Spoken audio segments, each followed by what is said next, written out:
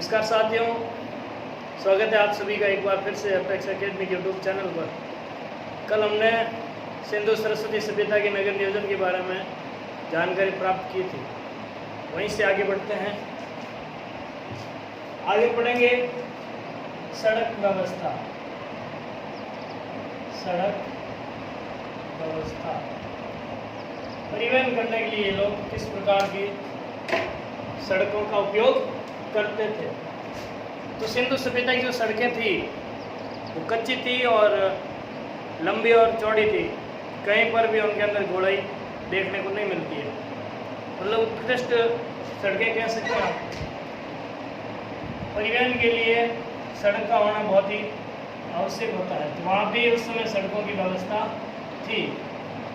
सिंधु सभ्यता की सड़कें कच्ची थी। कैसी थी मित्रों? कच्ची।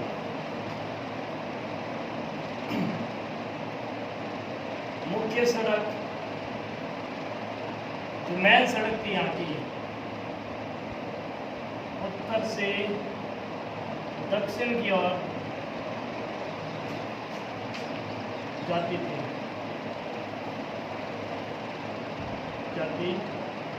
मुख्य सड़क थी जो यहाँ का राजमार्ग था, उसकी दिशा कौन सी थी? उत्तर से दक्षिण। मुख्य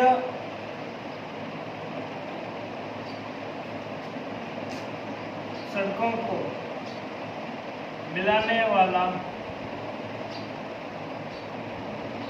स्थान ऑक्सफोर्ड सर्कल कहलाता था।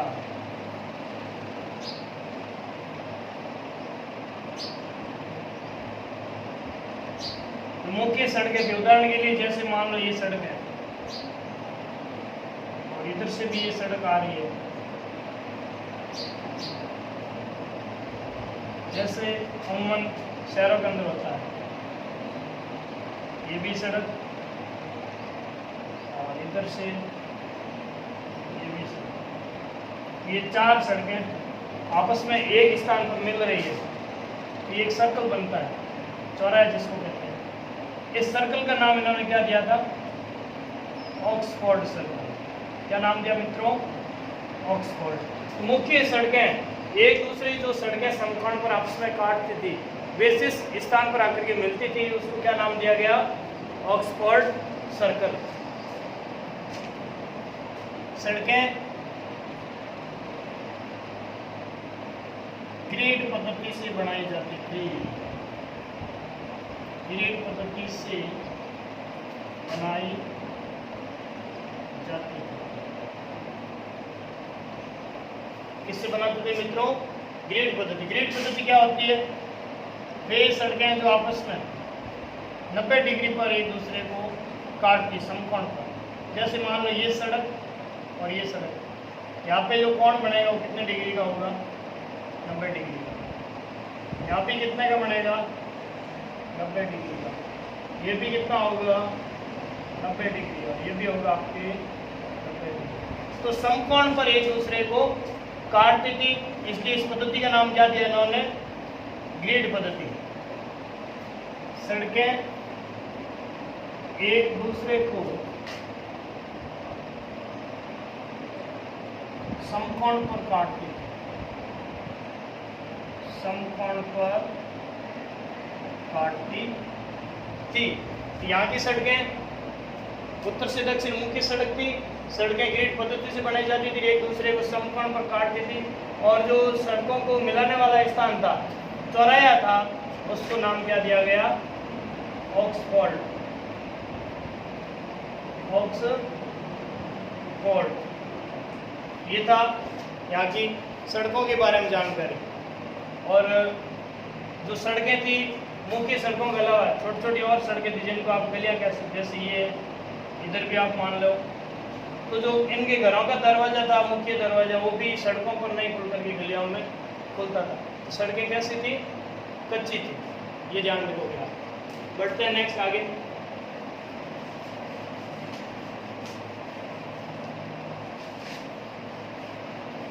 जैसे आधुनिक शहरों के अंदर सड़कें होती है, उदाहरण के लिए हमारा जो राजधानी शहर है राजस्थान का जयपुर, वहाँ की सड़कें सीधी और चौड़ी है। उसी प्रकार की सड़कें कहाँ पर देखने को मिलती है? सिंधु सभ्यता में। अगला जो टॉपिक आता है हमारा वो है सामाजिक जीवन। सामाजिक जीवन, यहाँ का समाज कैसा था, लोग जो थे वो किस प्रकार अपना जीवन यापन करते थे, उनके रहन सहन के तरीके कैसे थे। तो समाज के 4 वर्ग थे। कितने वर्ग थे मित्रों? 4। नंबर 1 पुरोहित वर्ग, जो पूजा पाठ करते थे। दूसरा जो आता है अधिकारी। एक यहाँ का वर्ग जो आता है वो आपका शासक वर्ग, और जो चौथा आता है श्रमिक, जिन्हें आप किसान भी कह सकते हैं। ये यहाँ के 4 वर्ग थे, यानी कि समाज 4 भागों में बटा हुआ था। नेक्स्ट आता है यहाँ के लोग शांति प्रिय थे। शांति प्रिय थे क्योंकि यहाँ से किसी भी प्रकार के हथियारों के बारे में जानकारी नहीं मिलती है। युद्ध प्रिय नहीं थे, शांति प्रिय थे। शांतिपूर्ण सह अस्तित्व की भावना यहाँ के लोग रखते थे।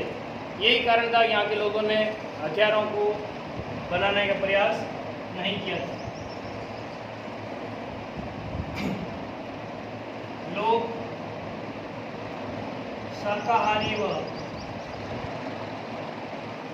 मांसाहारी थे। तो फल सब्जियां अनाज भी खाते थे और मांस भी खाते थे, तो दोनों ही प्रकार के थे, या फिर सर्वाहारी थे यहाँ के लोग। नेक्स्ट आता है पुरुष व स्त्रियां कांस्य के आभूषण पहनते थे। किसके आभूषण पहनते थे? कांस्य।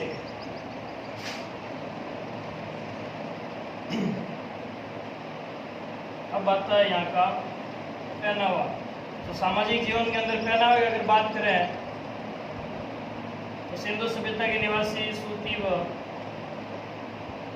ऊनी वस्त्र पहनते थे। क्या पहनते थे? सूती और ऊनी वस्त्र। सूती वस्त्र पहनते इसका यहाँ के लोग कपास की खेती करते थे। ऊनी वस्त्र पहनते इसका यहाँ के लोग भेड़ बकरियों का पालन भी करते थे। अब बात करें यहाँ के लोगों के मनोरंजन की, क्योंकि उस समय टेलीविजन मोबाइल फोन वगैरह कुछ था नहीं। तो पारंपरिक खेल यहाँ के कौन कौन से थे, किस प्रकार यहाँ के लोग अपना मनोरंजन करते थे या फिर किस प्रकार समय व्यतीत करते थे, जैसा कि इसे भी लॉकडाउन में करना है। तो मनोरंजन के लिए यहाँ पे एक तो होती थी पशु लड़ाइयाँ। पशुओं को लड़ाया जाता था, जैसे बैलों को लड़ा दिया, मुर्गों को आपस में लड़ा दिया। ये यहाँ के लोग खेलते थे आपके शतरंज। क्या खेलते थे मित्रों? शतरंज। इसके अलावा मनोरंजन करने के लिए लोग नृत्य भी करते थे।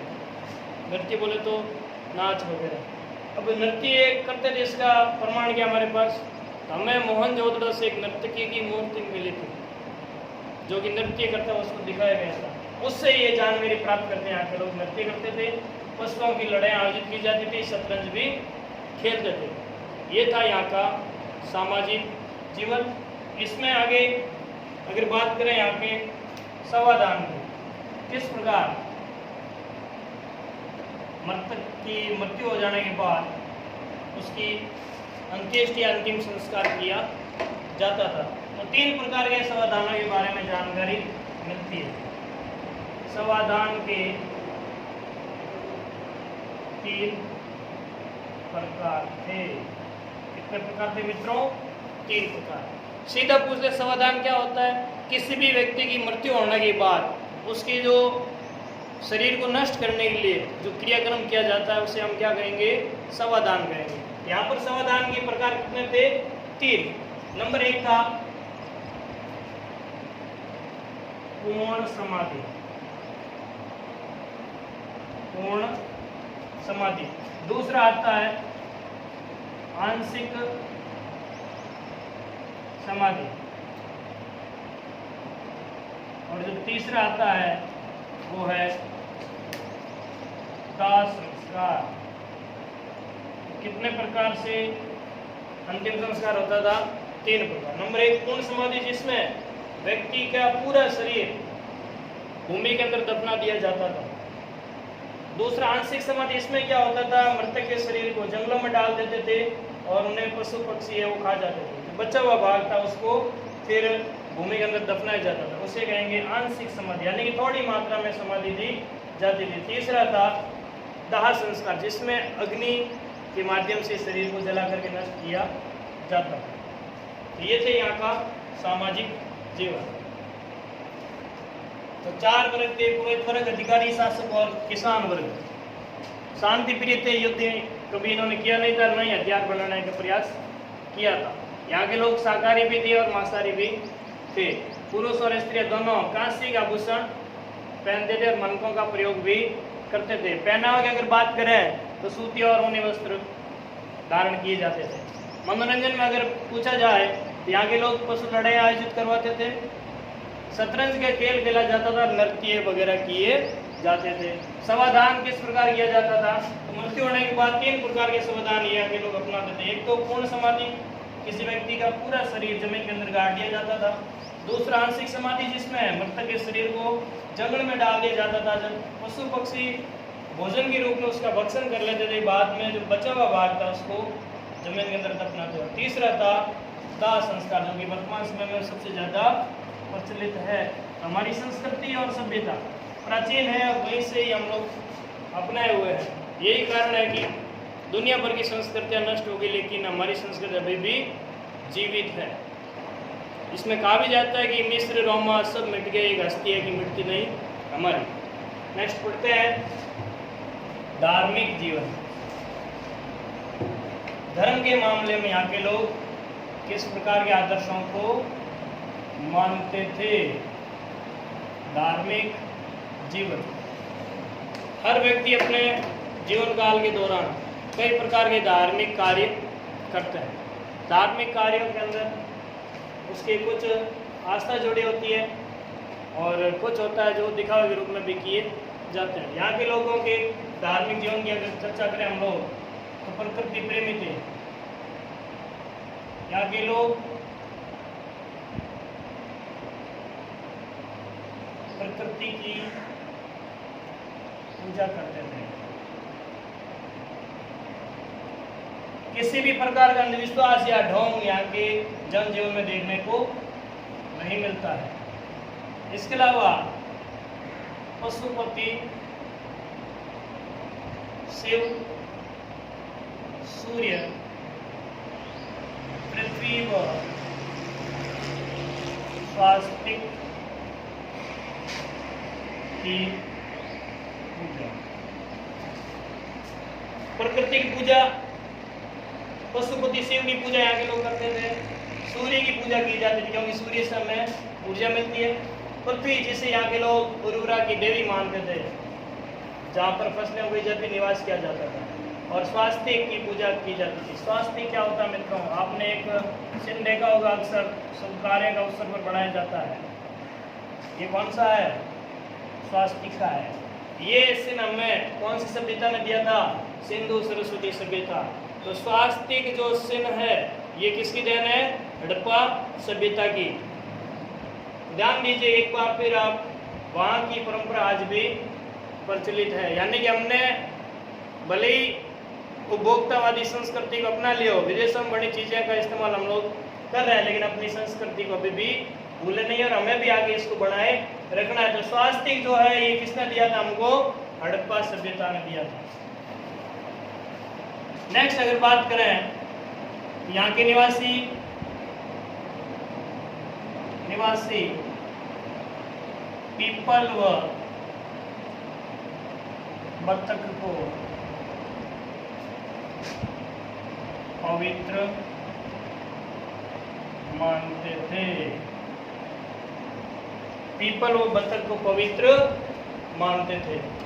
आज भी गांव के अंदर पीपल की पूजा की जाती है। तो यहाँ के निवासी भी उस समय पीपल जो पेड़ था उसको और बत्तख को क्या मानते थे?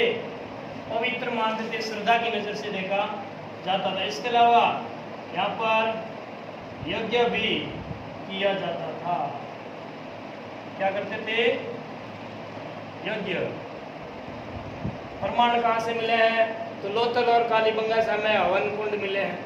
उन हवन कुंड से ये जानकारी प्राप्त की जाती है, यहाँ के निवासी यज्ञ करते थे। ये तो यहाँ का धार्मिक जीवन।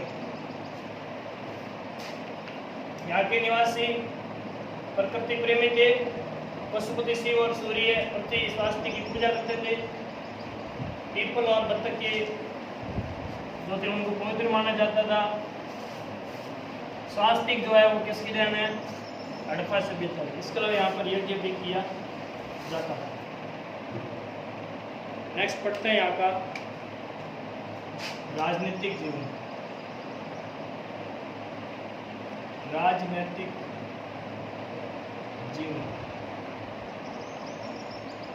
यहाँ पर इतिहासकारों के बीच में मतभेद है। कुछ इतिहासकार ये मानते हैं यहाँ पर किसी प्रकार का राजतंत्र नहीं था, जनता खुद ही यहाँ पर अपने कार्य संपन्न करती थी। कुछ लोगों का ये भी मानना है कि सभी जो पूरा इलाका था सिंधु सभ्यता का एक ही राजा का शासन रहा होगा। कुछ ये भी मानते हैं कि जनता द्वारा चुने हुए लोगों द्वारा शासन किया जाता था। लेकिन हम इस बात से नकार नहीं सकते यहाँ पर शासन नहीं था। कुछ न कुछ लोग जरूर थे जिनके द्वारा यहाँ पर शासन किया गया। अगर शासन नहीं किया जाता, इतनी जो ये सभ्यता विकसित हुई थी, व्यवस्थित तरीके से यहाँ पर सड़कें हैं, नालियाँ हैं, दुर्ग वगैरह, ये आम जनता शायद ही बनाती। इनके ऊपर कोई न कोई संस्था थी जो मॉनिटरिंग का कार्य करती थी, या फिर उनके ऊपर धन खर्च किया जाता था, या फिर वहाँ के व्यापार के ऊपर नियंत्रण रखा जाता था। तो दावे के साथ कह सकते हैं यहाँ पर शासन व्यवस्था जरूर रही होगी।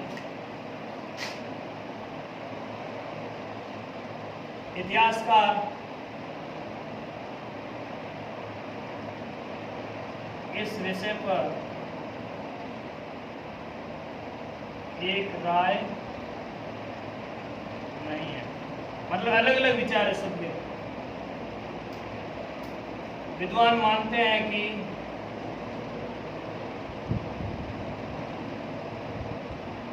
यहाँ पर शासन करने की कोई संस्था जरूर थी,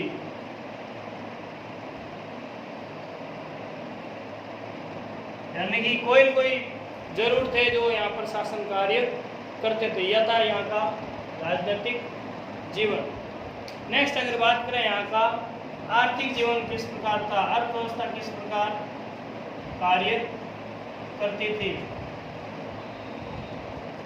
किस प्रकार ये लोग आजीविका चलाते थे। तो सबसे पहले इसमें पढ़ेंगे हम लोग कृषि। लोग क्या करते थे? खेती करते थे। अच्छा, खेती करने के लिए किसका प्रयोग किया जाएगा? हल का। फसल बोने के लिए हल चलाएंगे तभी फसल उगेगी। कृषि किसे कहेंगे? जमीन पर हल चलाकर बीज बोने की जो कला है उसे हम क्या कहेंगे? कृषि। यहाँ के निवासी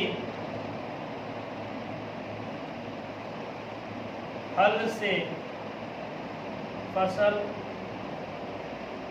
होते थे, क्योंकि हमें बनावली से मिट्टी के हल का खिलौना मिला था। इसका मतलब है यहाँ पर हल से खेती की जाती थी। हंसिया से फसलें काटी जाती थी। हंसिया जो होता है उससे क्या काटी जाती थी? फसलें। कुछ इस प्रकार का होता है मित्रों, आपने भी देखा होगा। इससे क्या काट जाती थी? फसलें। एक कहानी याद होगी आपको डूंगरपुर के रास्तापाल गांव की। वहाँ पर क्या था, एक विद्यालय संचालित हो रहा था, नाना भाई खाट और सेंगा भाई। तो वहाँ पर जो रियासत थी उन्होंने स्कूल को बंद करने का प्रयत्न किया और नाना भाई खाट की हत्या कर दी। तो दूसरे जो अध्यापक थे सेंगा भाई, उनको पुलिस की गाड़ी के पीछे घसीट करके ले जाया जा रहा था। तभी एक गुरु भक्त बालिका कालीबाई वहाँ पर आई थी और उसने हंसिया के माध्यम से उस रस्सी को काट के अपने गुरु के प्राण बचाए थे। यही था हंसिया, और आपने घर पे भी देखा होगा, इससे फसलें काटी जाती थी। अब बात करें यहाँ की प्रमुख फसलें, कौन कौन सी फसलें उगाई जाती थी। तो हमें अलग अलग स्थान पर अलग अलग फसलों के प्रमाण मिले थे, जैसे चावल, गेहूं, जौ, बाजरा, तिल, सरसों, कपास इत्यादि।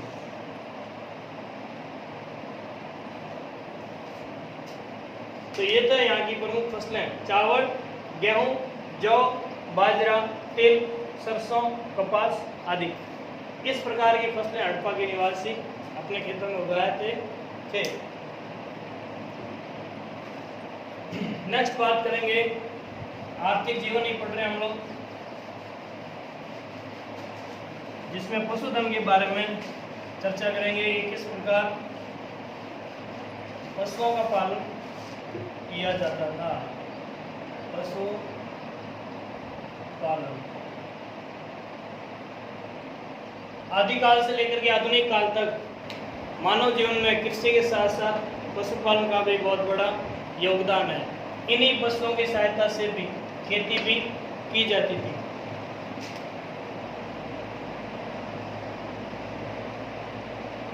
पशुओं के द्वारा खेती की जाती थी। जो हल चलाते थे उनके आगे कोई न कोई पशु जरूर लगाते थे, उनके माध्यम से खेती। इसके अलावा माल ढोने के लिए, परिवहन के लिए भी क्या था? पशु था। बात करें यहाँ के प्रमुख पशुओं की, यहाँ पर अगर जानकारी प्राप्त की जाए तो गाय, बकरी, भेड़, कुत्ता, सूअर, इस प्रकार के पशुओं का पालन किया जाता था। अब कहेंगे कि गाय के बारे में जाने नहीं, तो यहाँ पर बैल की मूर्ति मिली थी, उससे अनुमान लगा सकते हैं कि गाय भी थी। इसके अलावा बकरी, भेड़, कुत्ता और सूअर, इनका पालन किया जाता था। पशु परिवहन में भी काम आते थे। इसके अलावा पशु उत्पाद भोजन के रूप में उपयोगी थे, जैसे दूध, दही, घी, छाछ है, इनके द्वारा भोजन के लिए भी इन पशुओं की सहायता ली जाती थी। तो फिलहाल यहीं तक होगा। अगला जो यहाँ का व्यापार है, शिल्प कला है, थोड़ी देर में अपलोड कर दिया जाएगा। तब तक के लिए नमस्कार।